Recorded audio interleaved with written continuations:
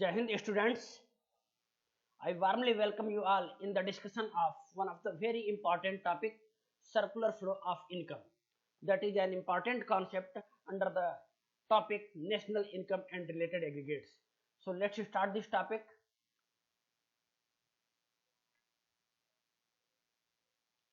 So before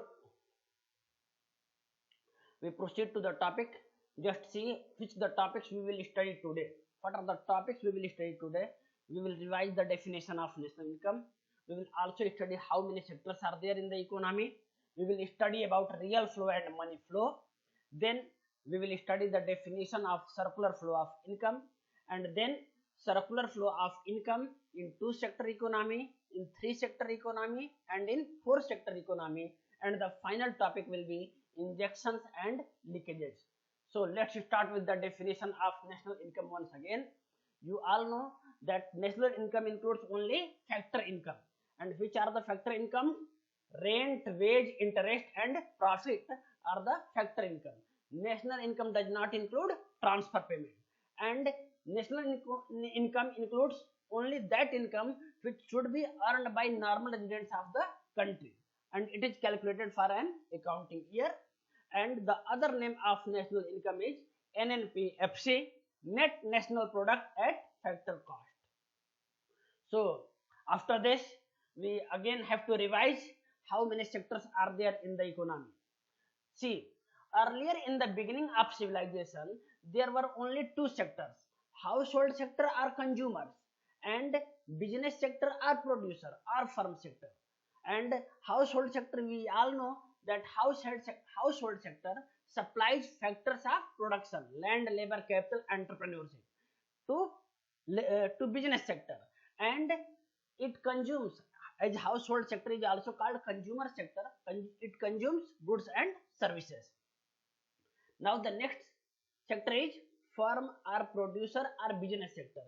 It produces goods and services with the help of these factors of production which are supplied by household sector. So firm or producer sector produces goods and services by making investment. But as the economy started developing, as civilization was becoming mature, government also started participating in economic activities, and therefore the government also became one of the important sector of the economy, third sector of the economy. And fourth and important sector is foreign and external sector. We should know here the concept of closed economy and open economy. Earlier the economies were a closed economy. Earlier economies were closed economy, and closed economy means neither there was export nor there was import. There was no economic transaction with the rest of the world. पहले की economy closed economy थी और कोई export import दूसरे country से नहीं होता था, लेकिन अब की जो इकोनॉमीज है वह ओपन इकोनॉमी है. Every economy is connected with other economies with through export and import. So now in the domestic economy, foreign sector is also playing an important role. So therefore in a modern open economy now there are four sectors: household or consumer sector, firm or producer sector, government sector and foreign sector. But in the very beginning of civilization, when there was no government, when there was closed economy, there were only two sectors, household sectors and firm or producer sector. So here we need to understand two important concepts, real flow and money flow. So just I am talking about in the beginning of civilization, जब सभ्यता की शुरुआत हुई थी, जब मुद्रा का आविष्कार नहीं था, when money has not come into existence, then household sector used to provide factors of production, land, labor, capital and entrepreneur to firm sector, and in the exchange firm sector was providing goods and services to household sector.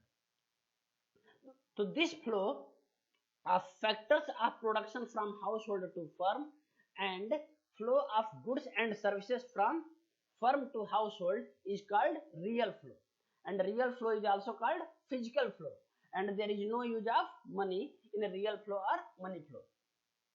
For example, if a worker works in your farm and in the exchange you offer him or her 10 kilogram of wheat, so then it is the example of real flow, because there is no use of money. That is simply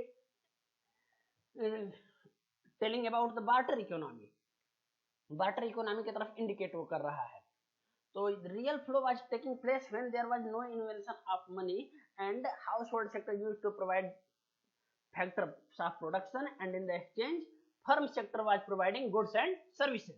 But now, after the invention of money, after the introduction of money, when household sector provides factors of production to firm sector, in the exchange firm sector provides factor payments. जब household sector firm को factor of production देता है तो बदले में वो क्या देते हैं, फैक्टर पेमेंट. और what are the factor payments, rent, wage, interest and profit. In monetary form, money के फॉर्म में ये फर्म सेक्टर हाउसहोल्ड सेक्टर को देता है. And what the household sector do of that payment, तो household sector purchases goods and services. तो household sector जब purchases goods and services from firm sector, then household sector makes the payment for those goods and services to firm sector. So this flow of factor payments from firm to household sector and flow of payment for goods and services from household to firm sector in monetary form is called money flow, and the other name of money flow is nominal flow. So now let's start with the topic circular flow of income. So what is meant by circular flow? So circular flow refers to the flow of output or income among different sectors of the economy. You know that whenever household sector is earning money through factor payment के रूप में जब household sector को पैसा आ रहा है तो वह उसको गुड्स और सर्विसेज को खरीदने में पैसा फिर फर्म सेक्टर को वापस कर दे रहा है. तो एक तरह से जो इनकम है या आउटपुट है that is flowing among the different sectors. तो हाउ डज आउटपुट और income flow among different sectors of the economy, that is studied under circular flow of income, and precisely we can say that circular flow of income refers to flow of output or income among different sectors of the economy in a circular manner. And this circular flow of income can be studied in two sector economy when there was no introduction of money, when there was no government sector, no intervention of foreign sector. In three sector economy it means with government sector, and in four sector economy means household, firm, government and foreign sector. तो यहाँ पर बता भी दिया है कि जब सभ्यता की शुरुआत हुई in the beginning of civilization केवल दो सेक्टर थे और सर्कुलर फ्लो केवल उन दो सेक्टर के बीच में ही होता था. And one very important point students, एक लाइन आपको हमेशा याद रखना है कि expenditure by one person becomes income of the other. पूरा सर्कुलर फ्लो इसीलिए होता है कि whenever we spend a money that becomes the income of the other. और इस तरह से एक सेक्टर से दूसरे सेक्टर, एक व्यक्ति से दूसरे व्यक्ति के पास जो मनी है या इनकम है वो पास आउट होती रहती है, फ्लो करती रहती है. इसी को बोलते हैं सर्कुलर फ्लो. और इस सर्कुलर फ्लो इसीलिए होता है क्योंकि हर व्यक्ति एक्सपेंडिचर करता है. यदि व्यक्ति एक्सपेंडिचर न करे तो सर्कुलर फ्लो नहीं होगा. Now let's start with the circular flow in a two sector economy. And in a two sector economy you know that there are two sectors, household sector and firm. And we also know that household sector provides factors of production to firm sector, land, labor, capital and entrepreneurship. And in the exchange firm offers goods and services. This is the example of real flow. This is the concept of real flow. Household sector is providing factors of production and in the exchange firm is providing goods and services. But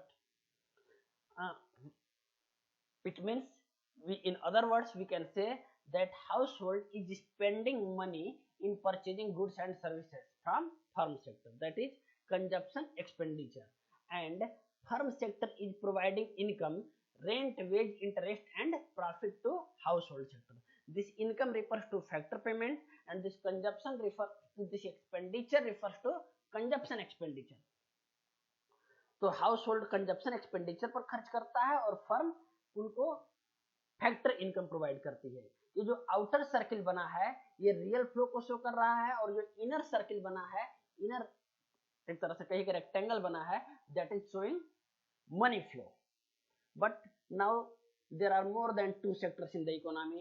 Now government is also participating in economic activities, and household sector pays taxes to government, and government sector pays gives transfer payment to household. Transfer payment, gift, grant, subsidy, unemployment allowance, old age pension, ये सब government sector से household के पास आता है। Similarly business sector also offer taxes to government, also pays taxes to government, and government offers subsidy to business sector to promote business, to promote export. Business को बढ़ाने के लिए government sector business sector को subsidy देता है। और one important thing, now financial market has also been introduced here. We know that all the income we earn do not spend on consumption. जितना कुल हम कमाते हैं कुल का कुल सब का सब केवल कंजप्शन पर खर्च नहीं कर देते हैं। We also save some part of our income for our future. We also save some of our income, and that saving takes place in financial market. हम जितना कमाते हैं सबका सब नहीं खर्च करते हैं, कुछ ना कुछ उसका सेविंग करते हैं, और इसीलिए इनकम के दो पार्ट हैं, y equal to c plus s. y equal to c plus s stands for income equal to consumption plus saving. तो जो पार्ट कंजप्शन नहीं किया हाउस होल्ड उसको सेव कर दिया, कहाँ? फाइनेंशियल मार्केट में। Financial market refers to banks, non banking financial intermediaries etcetera, LIC etcetera, जहाँ के हम अपना सेविंग करते हैं। और ये जो फाइनेंशियल मार्केट बैंक्स एटसेट्रा हैं, ये उस पैसे को आइडल नहीं रखते हैं, बल्कि उसको इन्वेस्टमेंट कर देते हैं, उस पैसे को दे देते हैं। उस फाइनेंशियल मार्केट उस पैसे को किसको दे देता है? बिजनेस सेक्टर को इन्वेस्ट करने के लिए। ठीक है। इसके अलावा ये जो दो वर्ड लिखे गए हैं प्रोडक्ट मार्केट और फैक्टर मार्केट, इससे कंफ्यूज नहीं होना है। Product market simply refers to real flow, जिसमें कि आप देखिए, sorry, product market simply refers to purchase of goods and services from business sector to household sector. जो गुड्स एंड सर्विसेज का परचेज करता है business sector household sector को, तो उस गुड्स एंड सर्विसेज का परचेज और बदले में जो कंजप्शन पर एक्सपेंडिचर करता है, इसको प्रोडक्ट मार्केट बोलते हैं। क्योंकि इसको प्रोडक्ट के खरीदने पर जो खर्च आ रहा है, प्रोडक्ट का जहां सेल परचेज हो रहा है, वो प्रोडक्ट मार्केट है। और इसको लिख दिया है फैक्टर मार्केट, क्योंकि house hold sector factor services provide करता है बिजनेस को, और बदले में बिजनेस सेक्टर हाउस होल्ड को फैक्टर पेमेंट देता है। तो यहाँ फैक्टर का सेल परचेज हो रहा है, इसलिए इसको फैक्टर मार्केट, और ये इसको प्रोडक्ट मार्केट। तो now you can understand the circular flow of income in A 3 sector economy. 3 sector में कौन कौन से हैं? बिजनेस, हाउस होल्ड और गवर्नमेंट। और गवर्नमेंट सेक्टर हाउस होल्ड से टैक्स और ट्रांसफर पेमेंट के द्वारा जुड़ी है, बिजनेस सेक्टर के द्वारा सब्सिडी और टैक्स के द्वारा जुड़ी है, फाइनेंशियल मार्केट भी गवर्नमेंट से बारो करता है, या फाइनेंशियल मार्केट से गवर्नमेंट बारो करती है, RBI से गवर्नमेंट बारो करती है कई बार, और बैंक से गवर्नमेंट बारो करती है। और ये जो गवर्नमेंट है, आप देखिए कि ये गवर्नमेंट भी प्रोडक्ट मार्केट से परचेज करती है। Government is also purchasing from product market for so many consumptions. तो this was circular flow in 3 sector economy, and finally this is circular flow of income in 4 sector economy. So now the 4 sectors are household, business or firm, government and world economy or foreign sector. These are the 4 sectors: household, government, business and world economy or external sector or foreign sector. और financial market से saving और investment के द्वारा जुड़े रहते हैं। तो फिर वही बात कि हाउस होल्ड सेक्टर क्या कर रहा है भाई? तो house hold sector consumer spending कर रहा है, तो बिजनेस को जा रहा है, और बिजनेस सैलरी के रूप में, फैक्टर पेमेंट के रूप में हाउस होल्ड को दे रही है। ये हमारा मनी फ्लो कंप्लीट हो गया। सॉरी, अब देखिए, हाउस होल्ड सेक्टर इंपोर्ट करता है जब वर्ल्ड इकोनॉमी से, तो वर्ल्ड इकोनॉमी से इंपोर्ट के थ्रू कनेक्ट हुआ, और world economy business sector world economy से को एक्सपोर्ट करता है, तो पेमेंट आता है। हमारी फर्म्स वर्ल्ड इकोनॉमी या फॉरेन सेक्टर को एक्सपोर्ट करती हैं, तो पेमेंट आता है। और हम जब इंपोर्ट करते हैं हाउस होल्ड सेक्टर तो पेमेंट हमारे कंट्री से जाता है। बिजनेस सेक्टर इंपोर्ट और एक्सपोर्ट दोनों करता है। जब इंपोर्ट करेगा तो पेमेंट फॉरेन एक्सचेंज हमारी कंट्री से जाएगा। जब हम फॉरेन एक्सचेंज बोलते हैं तो हमारा मतलब है फॉरेन करेंसी से, और जब हम इंपोर्ट करेंगे तो फॉरेन एक्सचेंज आउटफ्लो होगा। इसके अलावा हाउस होल्ड सेक्टर सेविंग करता है फाइनेंशियल मार्केट में, और फाइनेंशियल मार्केट उसको इन्वेस्टमेंट कर देता है। बिजनेस सेक्टर भी फाइनेंशियल मार्केट में इन्वेस्टमेंट करता है, सेविंग करता है, और वही इन्वेस्टमेंट है, उसी को फाइनेंशियल मार्केट इन्वेस्टमेंट कर देती है, लोन के रूप में दे देती है। कुछ बिजनेस वाले सेविंग भी करेंगे तो कुछ बिजनेस वाले इन्वेस्टमेंट के लिए उधार लेंगे भी। तो ये है circular flow in a 4 sector economy, जहां की 4 सेक्टर हैं, household, business, government and world economy और foreign sector. And now the final topic, injections and leakages. देखिए, now there are 2 types of economic variable. One type of economic variables increases the size of national income and they are called injection. जब हम consumption पर expenditure करते हैं तो उससे किसी न किसी को इनकम मिलती है, तो अब वह क्या है, इंजेक्शन है। इन्वेस्टमेंट करते हैं तो उससे भी इनकम जनरेट होती है और नेशनल इनकम बढ़ती है, तो वह भी क्या है, इंजेक्शन है। Export results in inflow of foreign exchange, तो it is also injection. So these are injections because they inject income in the economy either from within the country through domestic investment or through inflow of foreign exchange. जब हम foreign investment आएगा हमारे country में, export हम करेंगे तो हमारी national income बढ़ेगी, और जो भी वेरिएबल हमारे नेशनल इनकम को बढ़ाते हैं they are all called injection, while those economic variable which reduce the size of national income, जो ऐसे इकोनॉमिक वेरिएबल जो हमारे नेशनल इनकम को घटाते हैं they are called leakages. And example है सेविंग, इंपोर्ट। इसके अलावा टैक्सेस भी होता है, टैक्स यहाँ नहीं लिखा है, टैक्सेस एटसेट्रा, ये हमारे नेशनल इनकम को रिड्यूस करते हैं, और नेशनल इनकम को ये रिड्यूस करते हैं या तो डोमेस्टिकली रिड्यूस करें या through outflow of foreign exchange. Import हम करते हैं तो हमारा पैसा विदेश में जाता है और इस तरह से हमारा नेशनल इनकम कम होता है।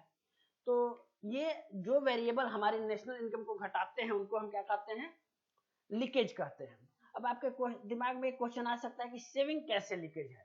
तो देखिए, एक लाइन हमने लिखा है यहाँ कि saving is a private virtue but a public vice.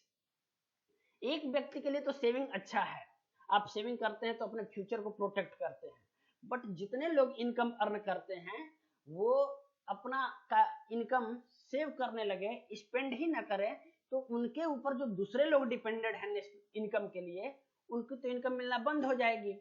यानी कि आप पीछे ही पढ़ चुके हैं कि expenditure by one person becomes the income of the other. तो इसलिए सेविंग प्राइवेटली अच्छा है, इंडिविजुअली अच्छा है, लेकिन एग्रीगेट लेवल पर अच्छा नहीं है। यह हमारी नेशनल इनकम को कम करता है। तो जितने टॉपिक समझाए हैं मुझे उम्मीद है कि समझ में आया होगा। इजी टॉपिक है, बार बार देखेंगे, बार बार पढ़ेंगे और नोट्स बनाएंगे तो बिल्कुल तैयार हो जाएगा। Thank you very much.